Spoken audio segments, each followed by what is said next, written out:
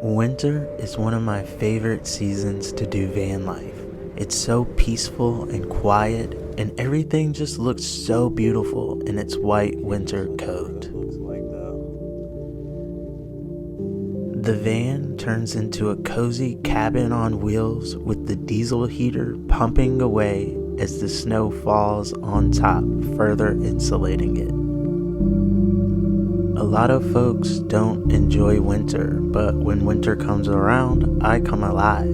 I love making fires and being cozy as the fire crackles, and then wandering out and practicing my bushcraft skills. And the primitive feeling of surviving like the ancestors did is something that I thoroughly enjoy.